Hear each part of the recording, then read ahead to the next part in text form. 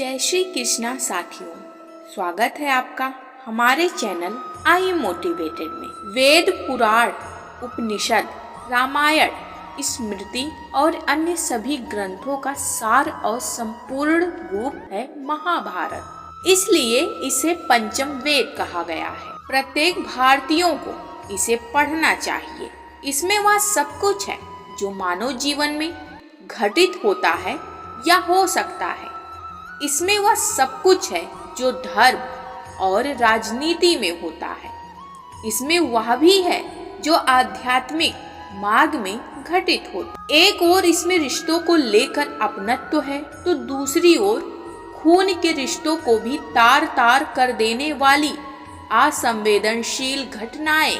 दरअसल महाभारत में जीवन, धर्म, राजनीति, समाज, देश, ज्ञान, विज्ञान आदि सभी विषयों से जुड़ा पाठ है। महाभारत एक ऐसा पाठ है जो हमें जीवन जीने का श्रेष्ठ मार्ग बताता है। महाभारत की शिक्षा हर काल में प्रासंगिक रही है। महाभारत को पढ़ने के बाद इससे हमें जो शिक्षा या सबक मिलता है उसे याद रखना भी जरूरी है।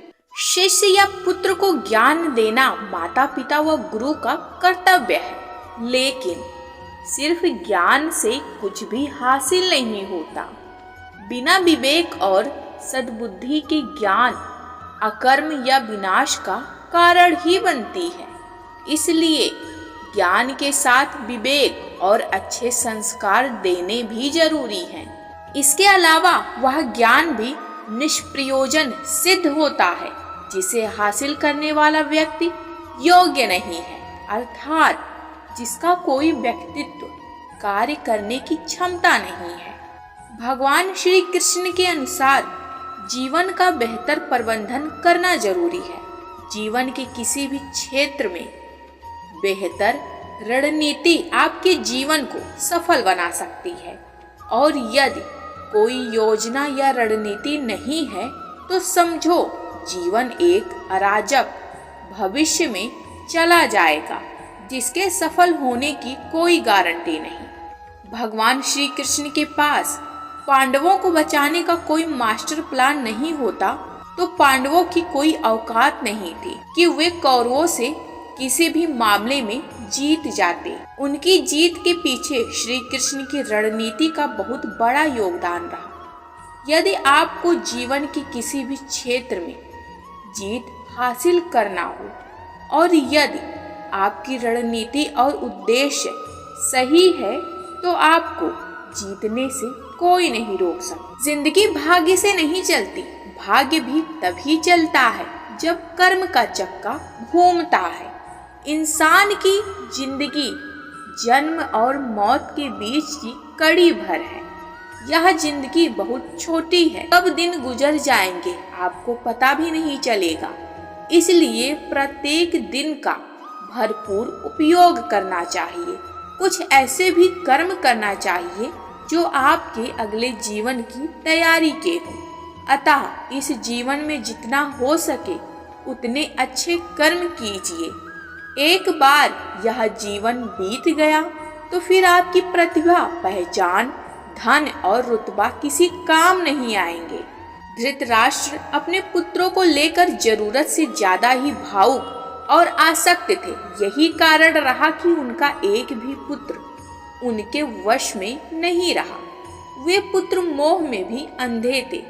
जरूरत से ज्यादा भावुकता कई बार इंसान को कमजोर बना देती है।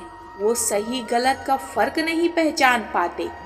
कुछ ऐसा ही हुआ महाभारत में धृतराष्ट्र के साथ, जो अपने पुत्र मोह में आकर सही गलत का फर्क भूल गए थे।